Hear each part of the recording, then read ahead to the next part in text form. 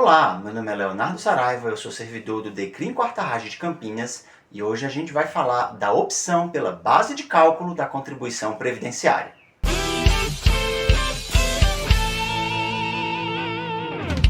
No vídeo de hoje a gente vai falar sobre um tema que tomou os corredores do Tribunal de Justiça nesse mês, a opção pela base de cálculo da contribuição previdenciária, regulamentada no comunicado SGP 87 de 2025. Antes de mais nada, um aviso importante. Esse vídeo não pretende cravar a resposta definitiva para cada pessoa, nem se responsabiliza pela sua escolha. Nosso intuito é compartilhar o máximo de dados para que cada um possa decidir de forma consciente e bem informada. Ao longo do mês eu vi muita dúvida e insegurança entre os colegas. Eu percebi, inclusive, que muitos não compreenderam bem no que consiste exatamente a escolha que temos que fazer. Então, vamos começar esclarecendo este ponto. No vídeo passado, a gente diferenciou verba remuneratória do cargo efetivo, verba indenizatória e verba remuneratória de cargos e funções em comissão. Se você não assistiu o vídeo passado, é altamente recomendado que assista ele antes de continuar esse vídeo. Sobre a verba remuneratória do seu cargo efetivo, a contribuição previdenciária sempre incide, não importa qual opção você escolha. Em relação às verbas indenizatórias, é o contrário. Não incide imposto de renda nem contribuição previdenciária. Então, a margem de escolha que você vai ter é justamente sobre as verbas remuneratórias de eventuais cargos e funções em comissão. É aqui que está a novidade. Até hoje, o tribunal descontava a contribuição previdenciária sobre essas verbas automaticamente de todo mundo. Agora, com o comunicado, ele abre a opção. Você pode escolher se quer contribuir para a Previdência sobre estas verbas ou não. E aí, muita gente pensa assim: eu não exerço cargo em comissão, então tanto faz. mas cuidado, tanto faz hoje. Você não sabe se no futuro vai assumir uma função de confiança ou um cargo de gabinete. A escolha que você fizer agora impactará o restante da sua carreira. Com a nova tendência do Tribunal de Justiça de criar cargos com atribuição próprias de gabinete, é bem provável que mais pessoas passem a receber gratificações de representação. E isso pode acontecer com você. Tá, mas afinal, quanto que isso pesa no bolso? O impacto depende da diferença entre os vencimentos do seu cargo efetivo e os vencimentos do cargo em comissão. Quanto maior a diferença entre eles, maior a contribuição extra. Vamos dar um exemplo prático.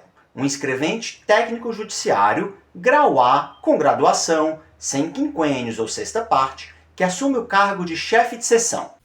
Nessa simulação, o escrevente teria a base de contribuição previdenciária sobre o total dos vencimentos, inclusive aqueles do seu cargo em comissão, no valor de R$ 9.642,30.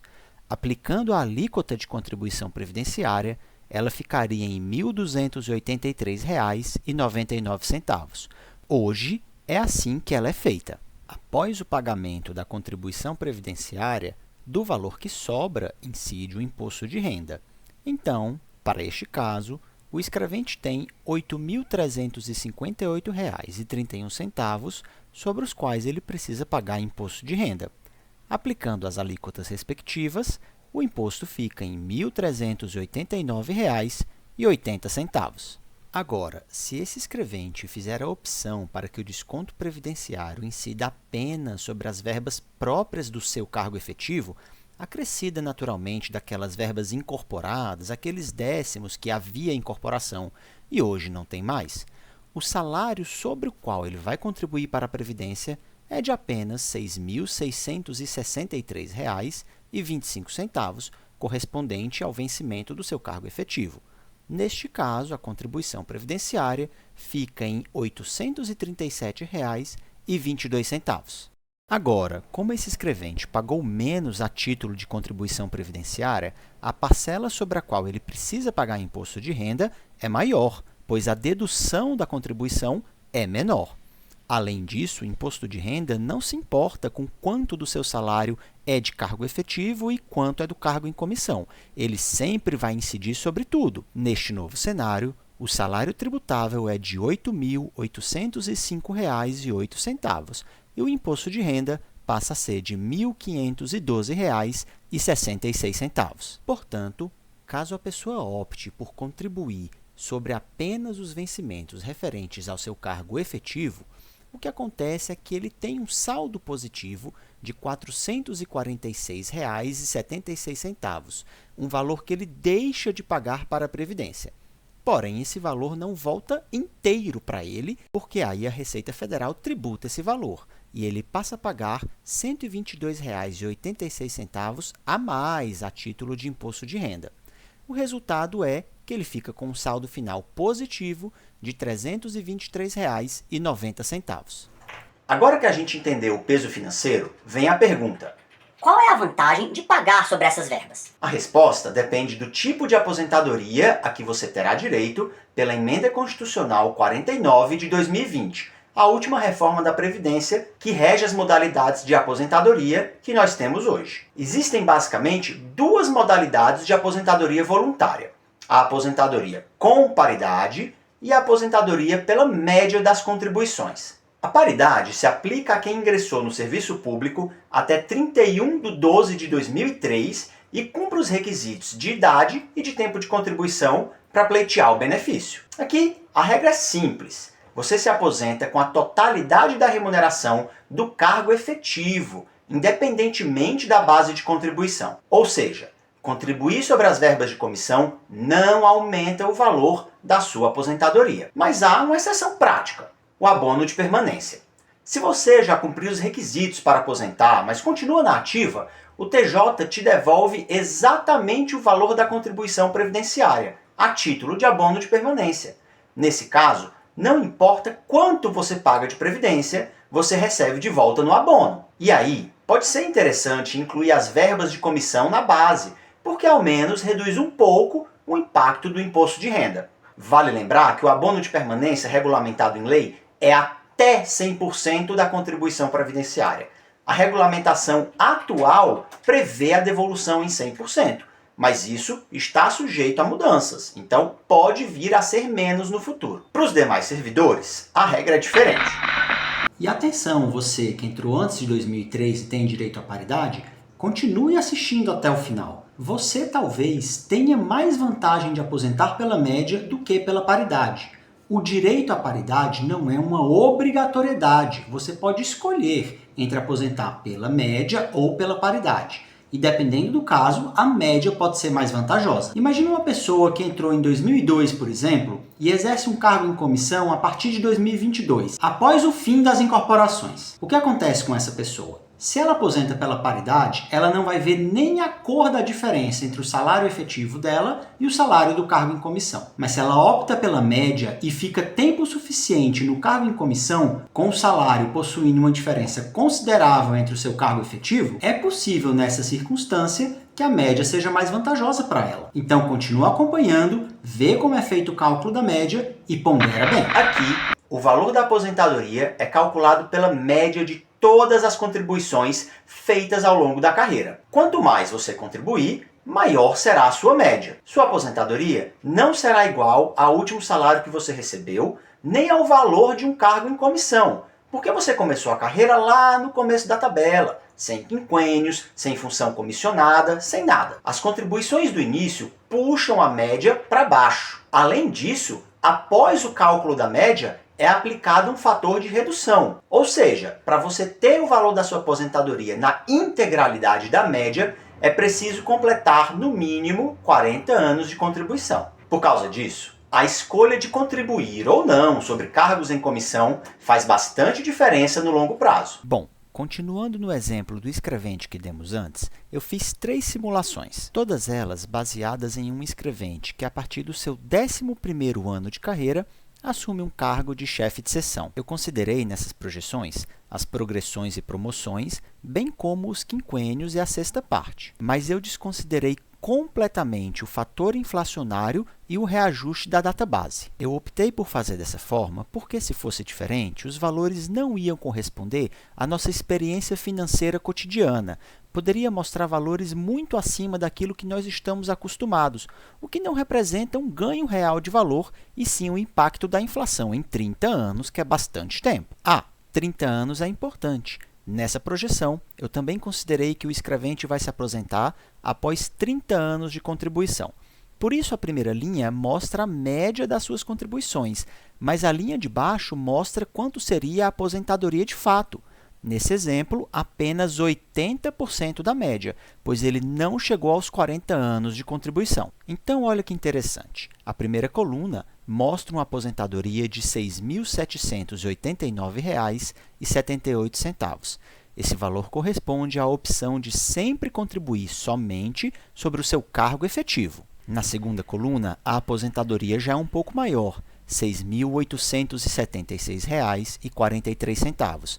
Nela, eu estou considerando que o escrevente contribuiu sobre as verbas em comissão durante o período de 1 ano. E na terceira e última coluna, uma aposentadoria de R$ 7.674,32. Ela está considerando uma contribuição sobre as verbas que incluem o cargo em comissão durante um período de 10 anos. Lembrem-se que essa projeção corresponde a uma simulação com lançamentos bastante específicos, conforme eu expliquei. Cada caso, cada diferença salarial e cada período de contribuição vai ter um impacto diferente. O nosso objetivo aqui é ilustrar de uma maneira didática o impacto positivo da contribuição a maior. A gente tem um detalhe muito importante sobre esse exemplo que a gente acabou de dar. Se você ingressou no serviço público após a regulamentação da Previdência Complementar no seu órgão, que no caso do Tribunal de Justiça foi em 23 de junho de 2014, você está sujeito ao teto do regime geral, que é o INSS. Isso significa que a base de contribuição previdenciária nunca vai ultrapassar, para estes servidores, o teto da Previdência. Também fica limitado a esse teto o benefício final. Então, recapitulando aqui, se você tem direito à paridade, em regra não vale a pena contribuir sobre cargos em comissão, a não ser que você receba o abono de permanência. Se você vai aposentar pela média, cada contribuição a mais ajuda a elevar o benefício futuro, mas também pesa no contra-cheque hoje. E um detalhe muito importante, nas aposentadorias por incapacidade, compulsória ou especial,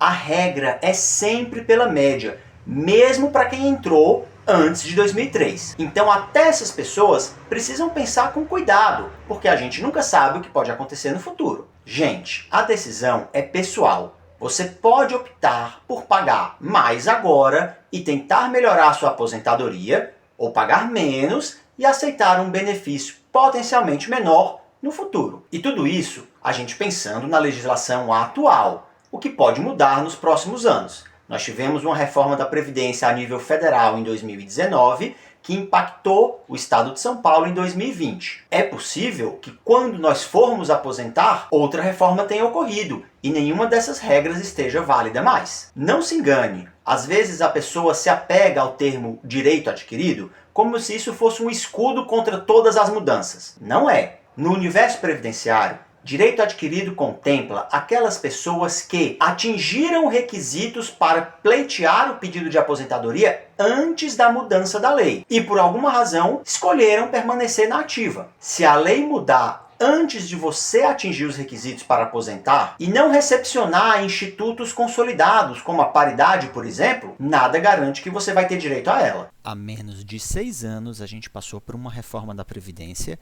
e já começam a sair na imprensa textos de caráter editorial levantando a suposta necessidade de se fazer uma nova reforma. Além disso, bate às nossas portas uma nova reforma administrativa, assunto gravíssimo que virá ao canal em breve. Uma das medidas da reforma é incluir os novos servidores no regime geral de previdência. Isso significa que cada vez menos pessoas estarão contribuindo para o regime próprio, o que é muito grave, porque para que o sistema solidário da Previdência se sustente, é necessário que novos ingressantes sustentem a base de contribuição. O vídeo de hoje foi bastante técnico e informativo, mas não podemos esquecer o horizonte de mobilização e resistência, pois os nossos direitos estão constantemente sob ataque e o objetivo desse canal é munir você, colega servidor, de bastante informação e um pouquinho de indignação também, para que juntos possamos defendê-los. Lembrando que esse canal é uma iniciativa do Grupo de Comunicação que faz parte do Comando de Mobilização, uma iniciativa de servidores aberta a todos que quiserem participar, apoiado por entidades parceiras. Se esse vídeo te ajudou a escolher melhor, deixa o like aqui, isso ajuda bastante a aumentar o alcance dele. Se inscreve também no canal e ativa o sininho para receber as notificações dos vídeos futuros. Deixa nos comentários as suas dúvidas e sugestões de temas. A gente está acompanhando os comentários e ajustando o conteúdo a partir do que as pessoas sugerem. Muito obrigado e até o próximo vídeo.